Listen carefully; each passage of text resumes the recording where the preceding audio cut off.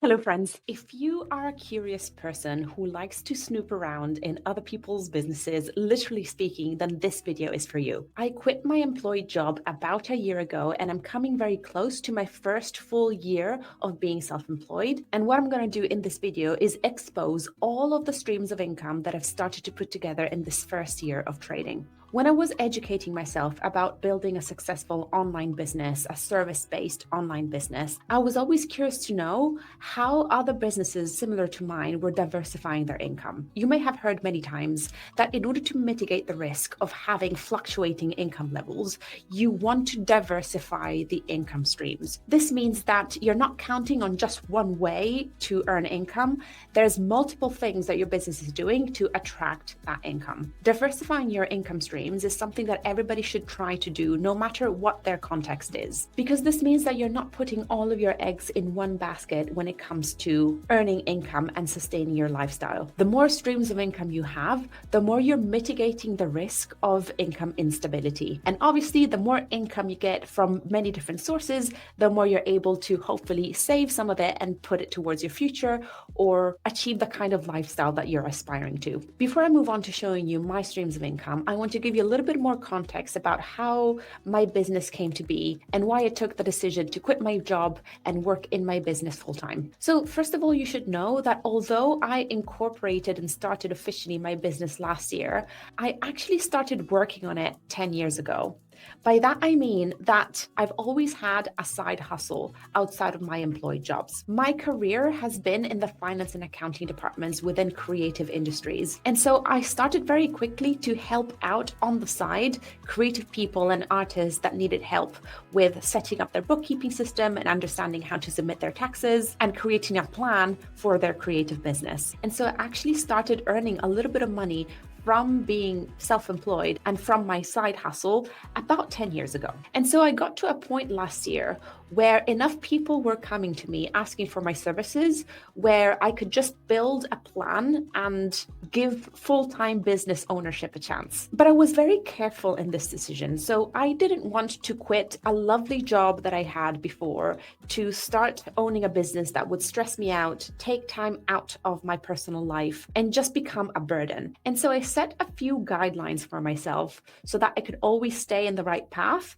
and so that I could avoid being burnt out or unhappy. And so when I quit my job last year, these were the principles, the core values that I decided to follow. My first guiding principle is that I want most of what I do to be joyful or pleasant. I said to myself, I want at least 90% of my work to be something that I look forward to, that excites me, that I'm really keen on doing. It's obviously unrealistic to expect 100% of your work to be purely enjoyable, but at least the majority of it, I wanted to be with people that I loved, with companies that I admired, that aligned with my values. And I wanted the actual work that I was doing to start a fire in me in one way or the other. The second guiding principle that I followed is that I wanted more time. If I was going to jump into being a business owner and trying to grow that side of things, I didn't want that to take away from my personal life. During the pandemic, it became very evident to me that spending quality time with my husband, with my dog, and with my family was the number one priority ultimately. I know what it felt like when your job was the last thing that you thought about before going to sleep and the first thing that you thought about when you wake up. I did not want that to be the case. If anything, I wanted to have more free time and to set up a business model that would allow me to have shorter working days if I wanted them, and that would allow me to start later in the day if I wanted to, or to quit earlier if I wanted to. So basically, the time flexibility that many people talk about when talking about starting your own business, I actually really wanted that. And I wanted that to be really a core part of the way that I led my business. And the third principle or core value, or whatever you want to call it, that I chose for myself is that I wanted to be okay with it being slow. And I think this comes from an advantage that I had, which is I was relatively older than many of the people that start their own business nowadays. When I quit my job, I was 36 and now I just turned 37. And being closer to my 40s as I find myself in this stage of life, I think is one of the best things that could have happened to me, because I feel so much less the pressure of getting there quickly. I'm okay with taking things slow. I'm okay with giving myself the time to figure things out.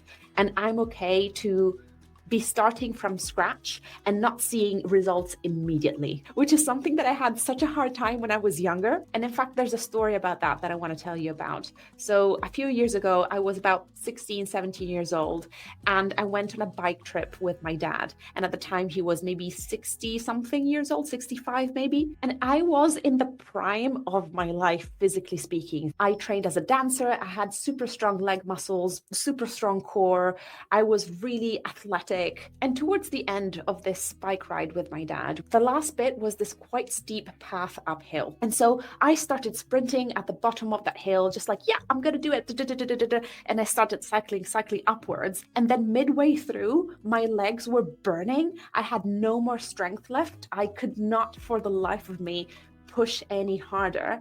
And so what I did, I had to dismount the bike and I started pushing it. A few minutes after that, there goes my dad on top of his bike, slowly cycling uphill, and he did the entire way on his bike with his own strengths. This 63, 65-year-old man was effectively in better shape than I was. And I was like, how is this possible that I train every single day, that I'm so much younger than my dad is, and he still managed to have more stamina than I had? And so when I finally reached him at the top of the hill, I asked him, Dad, how the hell did you get to the top of this hill without dismounting from your bike like I did? And he said something that I would never forget. He said, you're young and you want everything immediately, whereas I'm old and I'm more patient. And at the time, I didn't quite grasp what that meant, but it still stuck to me. And today that I'm pretty much double the age that I was, more than double the age that I was, I start to understand what my dad meant.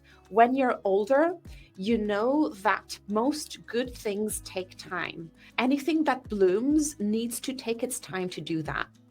And you also start learning that if something gives you returns immediately, anything that is a very, very short-term return is also very high risk, and it might not be sustainable anyway. And so when it comes to business and doing my own thing, I was very careful in saying, yeah, I'm gonna do all these things and I'm gonna throw myself into all of these kind of things. And I want, in my first year, I want to build a 6-figure business. I didn't set myself these outrageous goals. I knew that I wanted to stay focused on my core principles and my core values, and that I would figure things out along the way. In the first couple of years of having a business, I would just invest heavily in the clients that I already had. And I would also invest in figuring out what my blind spots are, which means that being a finance director for most of my career means that I have very little knowledge of what marketing looks like for an online business. I have very little knowledge about the tech side of things, because that's the kind of stuff that I never dealt with. And so I knew that this first year, I would need to heavily invest in leveling up my knowledge and leveling up my skills so that I could slowly grow my online presence, and I could slowly figure out who my clients were going to be and who are the people that I'm talking to, and who I was also as a business owner, as this new identity that I was going to take on. And so what you're about to see is not going to be massive and sparkly. The income that I've achieved in this first year, many people would count it as being quite modest compared to the massive claims that many other businesses share online about them achieving 6-figure income within the first 2 years or something like that. That is absolutely incredible, first of all, absolutely great that that's possible and really encouraging.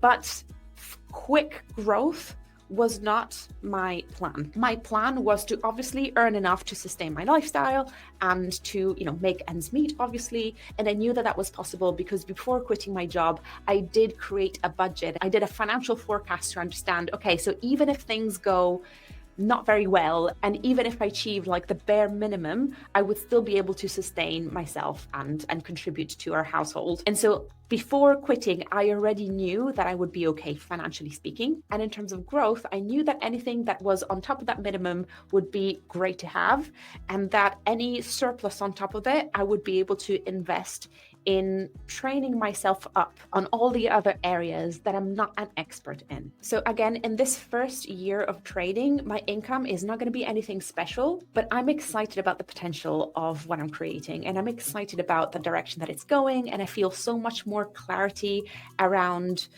who I am as a business owner and who I'm talking to, who my ideal clients are, and the kind of work that really puts butterflies in my stomach, and overall where I'm steering this ship. It's much clearer now that I had about a year to play around and see where things settled. So now that you know a little bit more about how I set up my business and the guiding principles around it, let's go over the numbers. So at the moment, there's 3 different sources of income for my business. The biggest one is my director for hire services, and that makes up 85% of my income. So as a director for hire, what do? Well, I basically take on the financial function for other companies. I have 3 clients on a retainer, which means that I deliver ongoing services for them every single month, and every single month they pay me our retainer. So that is a set fee that I can expect coming in every single month. This is great. And this is the main reason why I felt confident leaving my job and starting my business, because I knew that rain or shine, that money would come in every single month. Of course, one of my clients might ditch me, one of my clients might fire me, and that's always a risk anyway.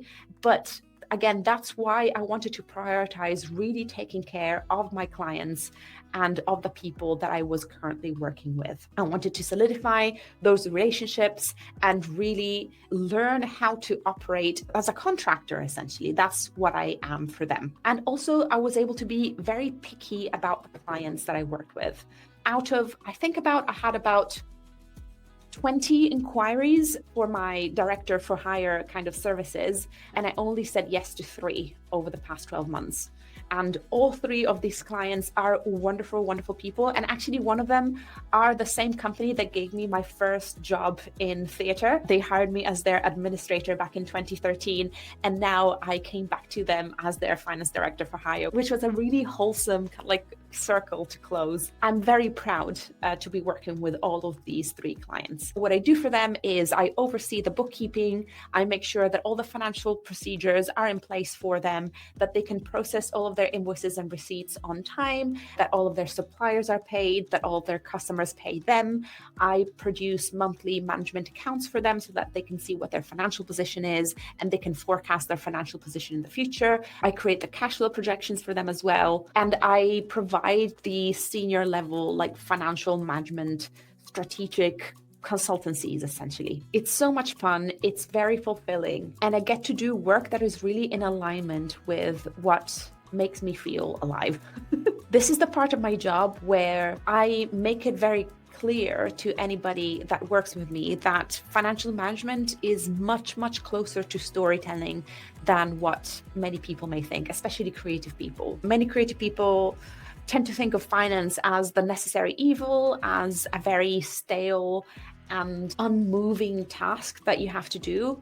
But actually, if you're able to read your financial reporting and if you're able to understand what got you to the financial position that you're in at the moment, it just tells the story of who you are as a business, who you are as a company, as a leader. And it allows you to make decisions about the future that will allow your business to grow and soar. If you look at the figures, which is what we're about to do, they show you where you employ your resources, and they show you your values in action. So 85% of my income came from that, and that amounts to about £46,000 over the year. Those are those 3 clients on retainer, but also I do ad hoc interventions. So if someone just newly incorporated a company and they want to make sure that they have their financial procedures set up, I swoop in and I teach them how to manage their finances. But also I do stuff like I set up their accounting software and I create a management accounts template for them that they can use going forward.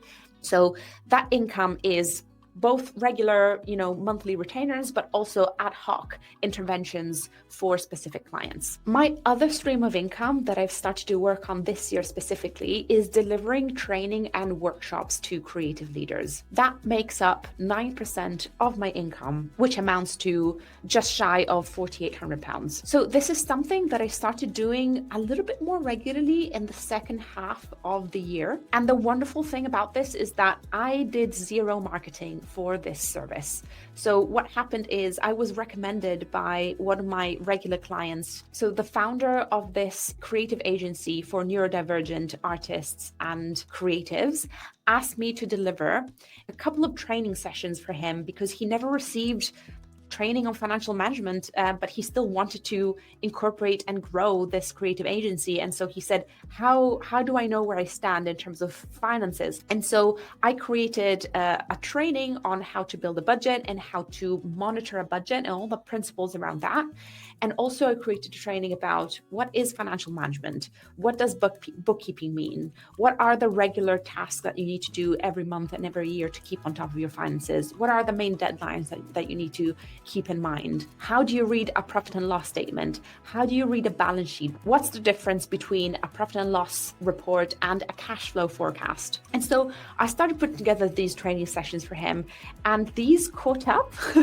So I was recommended here and there. And so I started garnering clients that came to me and said, I know that you speak artist, I know that you speak creative and that you've worked with so-and-so, and I need someone that can hold my hand and teach me about this stuff in a language that I understand, that doesn't use jargon or complicated terms, and that can really break down this stuff so that I can access it and so that I can use it for my own creative thing that I'm starting. And so this is the thing that I would love to grow going forward. I would love to expand on this, and I would love to find other people out there that would love to learn about all things finance and business strategy, that were never taught about these kind of things, and that would like someone who speaks their language that can really delve deep into this. I love this work.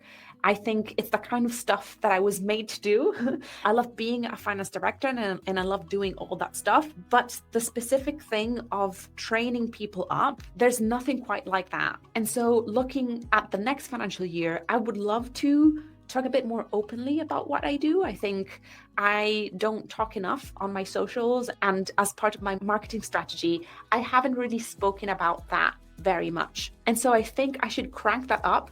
And I think that could be such a wonderful thing to grow going forward. And then my third stream of income is digital products. So these make up 4% of my income, and the total income that I've received is just over £2,100. So I sell a couple of Google Sheet templates. One is like a personal budget template, and the other one is a template to build and maintain a theatre production budget. And then my other digital product is an online course that I launched last year.